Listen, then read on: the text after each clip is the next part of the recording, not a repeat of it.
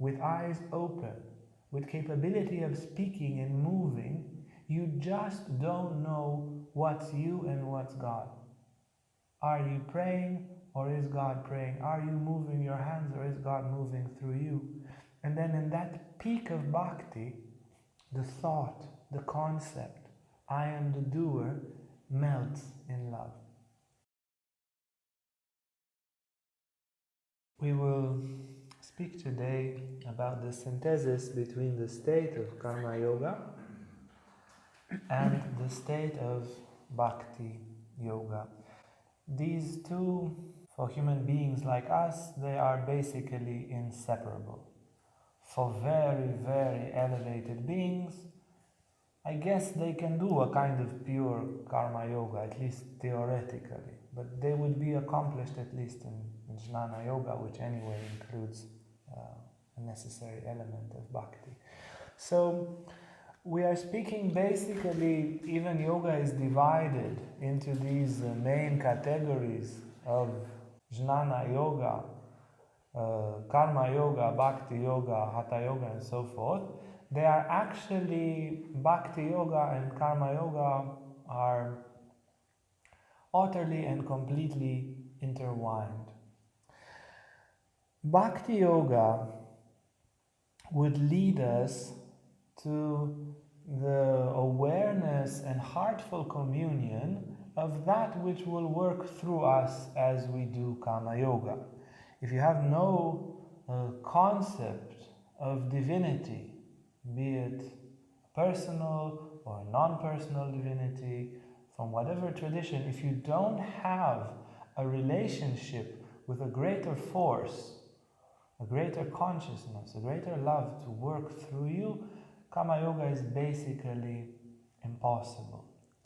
And it is the building of the relationship with the whole, with the Supreme Being, whatever image that has for us, whatever connotation it has for us, but it is through the building of that connection that it becomes possible to start channeling it, or her, or he, as you have your divinity there, in the same way that you cannot make your mixer work if you did not connect to the electric company.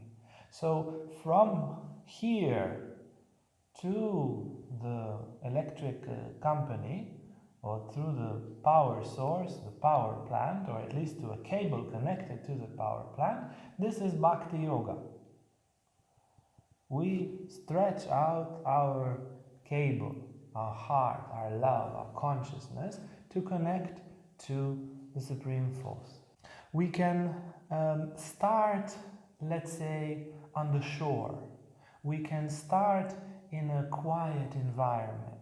You know, in the beginning we don't necessarily need to start with karma yoga. We can just have bhakti. And then as we pray there and sing and do whatever bhakti activities we do, we start to feel this fervor of the communion. And those seeds of divine communion, they will gradually descend into our actions. And as that intensity of communion will appear, with it, naturally, will come the wish to serve.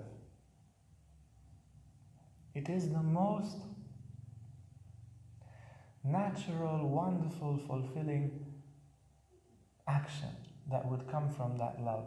I mean, when you know that you are on the right path of love, when service comes spontaneously, when you feel the joy of service and the joy of wishing to serve and the fulfillment of service, know that love is awakened in you. This is a very, very clear sign. So bhakti, when it accumulates, you feel you're going to explode from love. And then what will you do with that love? Well, of course you will serve. It is the same. Bhakti is the wedding, and karma yoga is building a house together for the children, for the world. Yeah? Bhakti Yoga is the wedding with the divine, and then it is the most gracious, amazing joy in the world to do something for that, which is not yet Karma Yoga. It is a step. It is a real step on the path of Karma Yoga, when you feel overwhelmed with a wish to serve. Once you start to have a concept of God, and a feeling, a direct feeling, okay, this is God, or this is Shiva, or this is Krishna, this is the Supreme Consciousness, and you start to feel in your heart, my God, I'm feeling God. Yeah? And then you would consider from that place, if God would ask me to clean the table, what joy! Just ask. With what joy would you clean the table? Once you start to feel love for God, and you start to feel God's love for you, and God would say, please clean the table. What ecstasy would be to go and clean the table, because it's a crowning of the love. I can't see you. You don't have a form that is visible from you. I feel you. You vibrate inside of me. It's ecstatic. It's wonderful. I feel your guidance, your protection. I see you in synchronicities. I see you indirectly in manifestation. But then that you ask me to do something here, and that would please you. What joy. And that childlike joy is the essence of Karma Yoga. Karma Yoga is the return to innocence. How much did Francis cry and pray to God? Tell me what you want, tell me what to do. We would fast and roll on the floor and cry and burn and stay the whole night in prayer without sleeping. Tell me what to do. A period, I don't remember how long. Weeks or months. And then God said, fix that church, my son. And he went and fixed that church, and that was Francis's moment.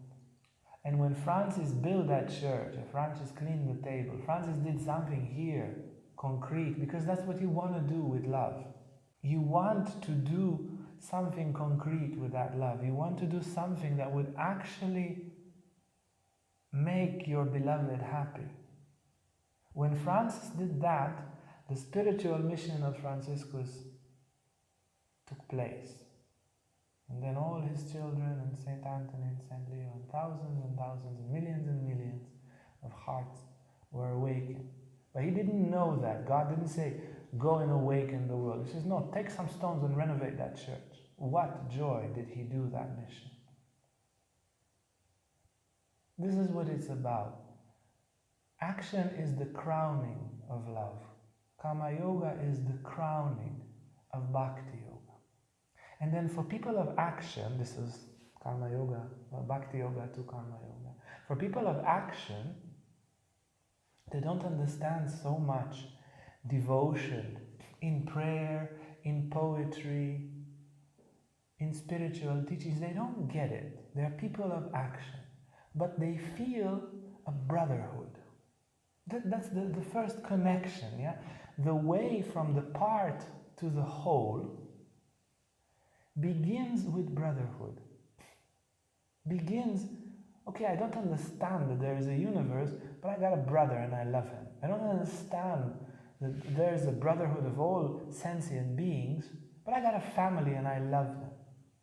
And even working for our family, if done with the correct attitude, is the beginning of Karma Yoga. And as we start to work for our family, and if we do it correctly, and we feel, we savor the joy of selflessness, that joy of selflessness, we start to be fed from the heart of the family. And we start to intuit what is the nature of the relationship between part and whole. And the whole is our everything. You know, it's a family of 3 people, and for all these 3, the whole is everything. And it's none of them and all of them. And then gradually, when that action is done correctly, it can work towards a bigger and bigger community, country, earth. And in the process, at any moment, it can pop out. and you start to realize you love the universe and you want to act for the universe. And then through action, you climb until love is awakened. Your very work is an act of love for your family, an act of love for your country, an act of love for the universe. And then Karma Yoga brings Bhakti Yoga. And Bhakti will reflect again. The love will grow and the Karma Yoga will rise. In the high stages, the love becomes so big, you can't distinct anymore. When you are drunk with love for God, you don't know anymore who is who. It is said in the Jewish scriptures that you are closest to God when you make love, when you don't know which part is you and which part is your beloved. In high states of devotion, it is not a theoretical thing. It is a direct experience. As you experience the world now, with a certain lucidity, not a perfect one, but with a certain lucidity, with eyes open, with capability of speaking and moving, you just don't know what's you and what's God. Are you praying or is God praying? Are you moving your hands or is God moving through you? And then in that peak of bhakti, the thought, the concept, I am the doer, melts in love. And then you can do extraordinary things. This is how the scriptures were written. All authentic scriptures. They were written when the whole and the part were mixed in the heart. When the God and the individual were mixed. And that's because the individual didn't know anymore who is who. But love was there. And love was writing. And love was creating. And love was making the church that Francis renovated. And love wrote the Bible and the Quran and the Gospels and the Tao Te Ching and the Sutra of the Heart. It is this tangency. Karma Yoga cleans toilets and creates scriptures when it's done correctly. With Karma Yoga, you clean the table and you inspire 100 generations with the same breath. So these two, Karma Yoga and Bhakti Yoga, are completely intertwined. It is inevitable that from love, action will come, and that from a loving action, more love will come. They are completely intertwined. They are, one is the flowering of the other, and the other is the fruit of the former. It's a very natural flow. You want to add something? Again, our currently favorite book, No Solar, which poses such a great example for all sorts of spiritual principles, and also this second path that Uriel mentioned. I think many people can get the idea that, okay, if I do bhakti, if I really love God, of course, I mean, I'll do all sorts of stuff like the saints did, right? And then it's always like, yeah, but how do I really get into that state? But actually the other way around, starting from the service is just as valuable, and for many people actually the most accessible. And in that book, No Solar, that was channeled by Chico Javier, is described this astral colony or city in which people of not yet such high development can make their next few steps in developing in the afterlife. And they do it through service, through actively offering their talents and humbly doing what is needed within that colony, that community that they live in. And actually through that very simple act of getting up in the morning and then doing things, good things for everybody around, necessary things, that is so gracefully a tool for all of us to awaken. So if you are someone who loves to do stuff, and I'm quite sure all of you have figured out by now which is your temperament. Are you more on the, well, I love to pray until I feel to do something axis, or are you more on the, well, I like to do until I start praying kind of axis? So even if you just love to do stuff, you're a grounded, earthy person, and you just like to go, you know, out there and dig in the garden, or you like to just, you know, clean stuff, or you like to build a business, or you just like to go into the world and move the world, then your job is to become very, very attentive to those actions. If you really, really look carefully, it will be evident that it is not just you doing it. If you have a beautiful garden and you bring in the harvest of carrots and tomatoes, then you have carrots and tomatoes on your table. But did you make them? Did you go there and put them together atom by atom? Did you add the color? Did you, you know, construct them?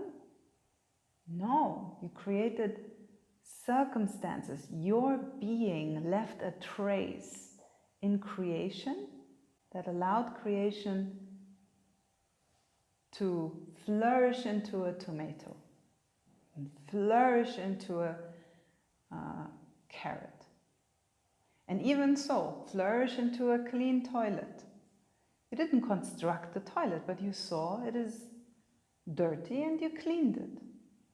You don't wonder, oh, but I didn't make it dirty. Was I the one making it dirty? Don't make it all about you. You find yourself in a situation where your being is invited to contribute. That's basically it. And when you become aware of that, like Uriel said, within any action that we do, there is an opportunity to notice the whole and not just the part, but to notice how our part is integrated into a larger whole. A simple action like cleaning the toilet can indeed inspire hundreds and thousands and even millions of people. If you look at when Gandhi cleaned the toilet, in the moment when he was supposed to speak in front of the parliament, he chose to clean the toilet because that was the thing to do in that moment. That was on the table, that was evident, that was necessary. And guess what? We speak about it all the time. At least the two of us, we are great fans of that toilet cleaning, and I'm sure many other people are too. So he actually inspired thousands of people through that simple act, cleaning a toilet. Imagine how inspiring. And now when you are cleaning a toilet next time, remember, it's not just, you know, will it appear in some important biography and therefore people will know this toilet that I cleaned? Or is it just the universe watching you? Just the everythingness looking at you as you're cleaning the toilet and like, yes, that was your job. Great. Awesome. Right? I invite you to check your temperament and to stay without judgment in front of it, because both of these temperaments are very valid and very valuable. And it doesn't matter if you're someone who likes to clean things or to make a business or to help a lady over the street, an old lady or something, or if you are someone who, you know, loves to sit in church and pray until you can feel what God wishes to manifest through you. It doesn't matter, because everything within creation contains the Creator, contains the whole matrix, the whole everythingness is reflected into everything. So you can know yourself through any action that you do. You can know yourself through any prayer that you say, or through any devotional song that you listen to. Everything encrypts everything within it, and therefore these two ways work out. And it is a matter of grace. It is a beautiful gift that we receive within this universe, that we are allowed to, even just, you know, move an object from A to B and make a contribution in that way and leave a trace within this beautiful alive universe that we are also an alive part of. So this is what I wanted to add. Do it temporarily. What's the problem? You know, if today your temperament is you wish to act and you feel God through that, and tomorrow your temperament is to pray and to act from there, that is very, very fine. So don't worry about changing, about manifesting any of these temperaments, one day or the other, or 1 minute or the other. That's fine. The point is that you can see the mechanism in it. So you always have a chance to reconnect, like Uriel said, to the power plant, right? Whatever in that moment speaks to you most, right? Because all of you here, you've been acting and finding something good in it, and you've been praying and finding something good in it, and connecting the two to one another. So first of all, don't worry about that. Hey guys, if you like this video, make sure to like and subscribe to our YouTube channel for more content on spirituality, Tantra and more. And if you want to sign up for our online classes or for our retreats, you can see our website on the description below.